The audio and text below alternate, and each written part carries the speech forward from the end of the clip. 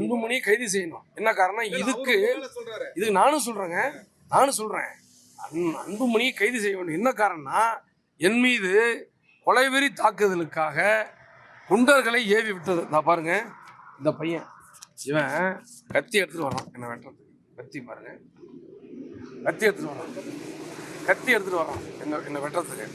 இது இன்னொருத்தன் இந்த லாரி பட்டை என் காருக்கு முன்னாடி பாருங்க. இன்னொருத்தன் இந்த பாரு, இதே தான் ஒவ்வொன்றும் கல் எடுத்து என் காரில் போடுறான் பாருங்க. பட்டமடு கல் எடுத்து என் காரில் போடுறான். இன்னொன்று இரும்பு ராடு எடுத்து எங்கள் ஒன்றிய சிலாடர் அடிக்கிறான். ஆனந்த் ஒன்றிய சிலாடர் இன்னைக்கு அவன் சப்பை இப்படி இறங்கி போச்சு. 2வது அடி போடுறதுக்குள்ள இந்த தம்பி அவனை போய் காப்பாற்றிட்டான். இவனு ஒன்றிய சிலாடர் காப்பாற்றிட்டான். இன்னொன்று அதோட கொடுமை, நான் உட்காந்துட்டு இருக்கிற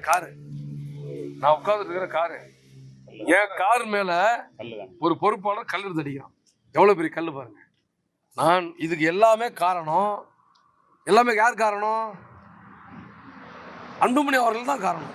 ஆக இந்த குற்ற நடவடிக்கையில அன்புமணி அவருடைய பெயரை இணைக்க வேண்டும். என்ன காரணம்? தூண்டுதல் அவரு தான். இந்த பசங்க, அதாவது அந்த ஒரு நாளைக்கு பசங்க முதல் குற்றவாளிகள் 5 குற்றவாளிகள் முக்கிய குற்றவாளிகளை கைது செய்யணும். இதுவரை காவல்துறை கைது செய்யணும். அவர்களை கைது செய்ய நம்புகிறோம். விரைவில் கைது செய்ய நம்புகிறோம்.